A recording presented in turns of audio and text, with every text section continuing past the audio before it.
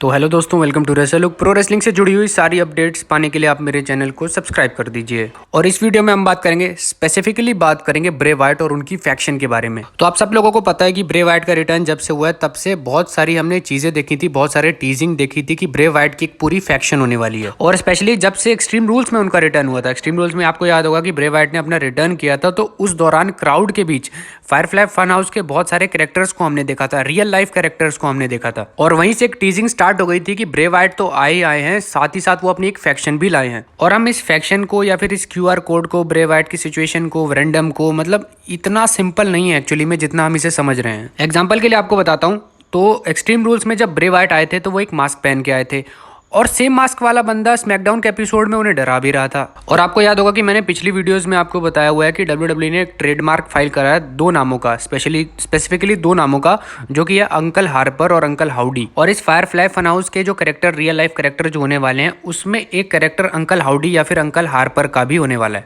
और जिस Bray Wyatt को हमने स्मैकडाउन के एपिसोड में देखा था वो एक्चुअली में ईटर ऑफ द वर्ल्ड वाले ब्रे वाइट नहीं थे, मेरी ऑब्जर्वेशन के हिसाब से तो वो नहीं थे। और जिस मास्क मैन को हमने ब्रे वाइट को इंटरप्ट करते हुए देखा था स्मैकडाउन के एपिसोड में, वो शायद हैं अंकल हाउडी। और स्मैकडाउन के एपिसोड में जब ब्रे वाइट प्रोमो कट कर रहे थे, वो अपनी सिचुएशन नहीं बता रहे थे, वो अपनी मतलब क्या कहते हैं, मेंटल हेल्थ को या फिर हेल्थ को या फिर अपनी पास्ट की सिचुएशन को एड्रेस नहीं कर रहे थे।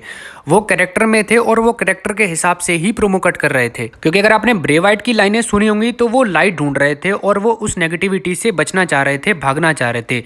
जबकि वो जो मास्क मैन था वो ब्रे वाइट को परेशान करना चाह रहा था और वो उन्हें मारना चाह रहा था। तो ये आपस में एक दूसरे से कनेक्ट करती हैं, और इसीलिए मैं कह रहा हूँ कि ब्रे वाइट इस समय भी कैरेक्टर में थे। और इसीलिए मैं कह रहा हूँ ये इतना सिंपल नहीं है जितना आप लोग इसे समझ रहे हो।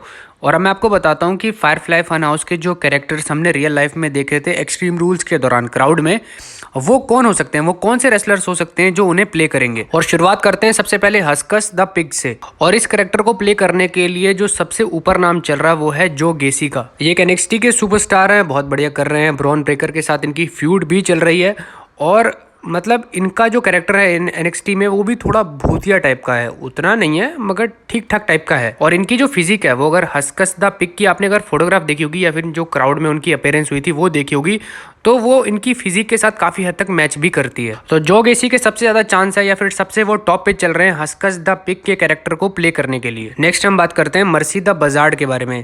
अब इस कैरेक्टर को कौन प्ले करेगा? अगर आप इसका लुक देखो तो आपको बैरन कॉर्बन की याद आएगी, लेकिन बैरन कॉर्बन वैसे ही JBL को ज्वाइन कर चुके हैं तो उनके चांसेस तो है ही नहीं। और इसके अलावा दो नाम ऐसे चल रहे हैं जो इस कैरेक्टर को प्ले कर सकते हैं। सबसे पहले NXT के सुपरस्टार ग्रेसन व्हीलर, इनके सबसे ज्यादा चांस है कि ये इस कैरेक्टर को प्ले करेंगे। और जो दूसरा नाम है वो तो मेन रोस्टर में डेब्यू पहले ही कर चुका है, और वो है डेक्स्टर लूमिस। और डेक्स्टर लूमिस की अभी तक जितनी भी अपीयरेंस रही है मंडे नाइट रॉ पे, जिस तरीके से वो कभी रिंग के नीचे से बाहर आ जाते हैं, कभी रिंग फाड़ के बाहर आ जाते हैं, मतलब वो कहीं से भी एंट्री ले लेते हैं, तो इसे भी एक तरीके से टीजिंग समझा जा रहा है कि वो ब्रे वाइट की फैक्शन को ज्वाइन कर सकते हैं और मर्सी द विजार्ड के जो कैरेक्टर है उसको प्ले कर सकते हैं। नेक्स्ट कैरेक्टर की बात करते हैं और वो है रेमलिन रैबिट। इस कैरेक्टर को प्ले करने के लिए जो एक नाम सबसे टॉप पे चल रहा है वो है एरिक रोवन का। और एरिक रोवन यानी कि हमारे एरिक रेड बियर्ड, जो पहले ही वाइट फैमिली में काम कर चुके हैं, एरिक रोवन का कैरेक्टर प्ले कर चुके हैं, उनके लिए काफ़ी कंफर्टेबल होगा और ऑडियंस के लिए काफ़ी फेमिलियर भी होगा, क्योंकि वो पहले कैरेक्टर प्ले कर चुके हैं, ऑडियंस उन्हें देख चुकी है। तो एरिक रोवन के सबसे ज़्यादा चांस है कि वो रेमलिन रैबिट के कैरेक्टर को प्ले कर सकते हैं। और एक और सुपरस्टार भी है जो रेमलिन रैबिट के कैरेक्टर को प्ले कर सकता है, वो है कैरियन क्रॉस। और कैरियन क्रॉस NXT में हो या फिर मेन रोस्टर में आए हो, थोड़ा भूतिया कैरेक्टर उनका भी रहा है, तो वो ज्वाइन कर सकते हैं ब्रे वाइट की फैक्शन को और रेमलिन रैबिट के कैरेक्टर को प्ले कर सकते हैं। नेक्स्ट कैरेक्टर है वो है एबी द विच। अब इस कैरेक्टर को प्ले करने के लिए बहुत सारे सोशल मीडिया पे नाम चल रहे थे, पर मैं जो आपको बताना चाहता हूँ जो मेरे हिसाब से वो प्ले कर सकते हैं, सबसे पहला नाम है स्कारलेट का। स्कारलेट बहुत बढ़िया इस कैरेक्टर को प्ले कर सकती हैं। और दूसरा नाम है वो है लिव मॉर्गन का। और लिव मॉर्गन ने स्मैकडाउन के एपिसोड के दौरान जब सोनिया डेविल पे अटैक किया था तो उस दौरान फैंस ने एक चीज नोटिस करी थी और वो था ब्रे वाइट का लोगो। और लिव मॉर्गन अभी चैंपियनशिप भी हारी हैं और काफी बहकी बहकी सी नजर आ रही हैं, तो मेरे हिसाब से स्कारलेट या फिर लिव मॉर्गन हो सकती हैं एबी द विच। और मैंने एलेक्सा ब्लिस को इस एबी द विच वाले कैरेक्टर में इसीलिए नहीं डाला क्योंकि एलेक्सा ब्लिस जब ब्रे वाइट को ज्वाइन करा था उन्होंने, तो उस दौरान वो फायरफ्लाई फन हाउस में आया करती थी, तो एबी द विच थोड़ा अलग, मतलब एक तरीके से अलग पर्सनैलिटी थी और एलेक्सा ब्लिस अलग थी, तो अब सेम कैसे हो सकता है, इसीलिए मैंने उनको नहीं डाला। और अब नेक्स्ट बात करते हैं सिस्टर एबिगेल की। सिस्टर एबिगेल की भी अपीयरेंस हमने देखी थी एबी द विच के साथ एक्सट्रीम रूल्स में, और सिस्टर एबिगेल का कैरेक्टर मेरे हिसाब से एलेक्सा ब्लिस प्ले कर सकती हैं, काफ़ी बढ़िया कर सकती हैं वो, क्योंकि उन्होंने फील्ड के साथ रह के भी बहुत ही बढ़िया तरीके से वो कैरेक्टर को निभाया था। और इसके अलावा अगर एक और फीमेल सुपरस्टार का नाम लूँ तो वो है निकी क्रॉस।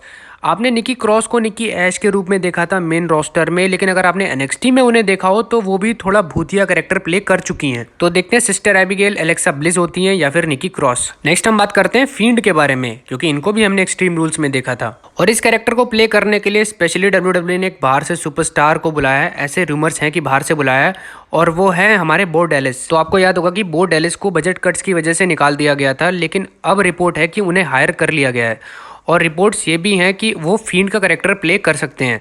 और वो क्यों कर सकते हैं? क्योंकि वो रियल लाइफ ब्रदर हैं ब्रे वाइट के, और बो डेलिस यानी टाइलर रोटोंडा यानी ब्रे वाइट के ब्रदर के पूरे चांस है कि वो फील्ड के कैरेक्टर को प्ले करेंगे और ब्रे वाइट की फैक्शन को ज्वाइन करेंगे। और एक चीज मैं आपको एक्स्ट्रा में बता दूं कि मैलिकाई ब्लैक यानी एलिस्टर ब्लैक के भी चांसेस हैं कि वो इस फैक्शन को ज्वाइन कर सकते हैं, लेकिन वो कितना प्रैक्टिकल हो पाएगा कितना नहीं, ये थोड़ा देखने वाली बात होगी, क्योंकि वो AEW के साथ कॉन्ट्रैक्ट में है। प्रैक्टिकलिटी हमें देखनी पड़ेगी। और ये थी मेरी पूरी वीडियो ब्रे वाइट की फैक्शन के ऊपर। जितना मैं ऑब्जर्व कर पाया पिछले कुछ हफ्तों में, जब से ब्रे वाइट का रिटर्न हुआ है तब से लेकर अब तक, उन सारी चीजों को मैंने इस वीडियो में ऐड किया है। और कोई भी नाम मैंने ऐसे ही नहीं बताया कि तड़का लगाने के लिए कोई भी नाम बता दूं, हर चीज को प्रैक्टिकलिटी में पेश किया आप सबके लिए। तो आई होप आपको वीडियो पसंद आएगी, और इसी नोट के साथ वीडियो को समाप्त करते हैं। ये थी मेरी आज की वीडियो। प्लीज चैनल को सब्सक्राइब कर दो, लाइक कर दो और शेयर कर दो।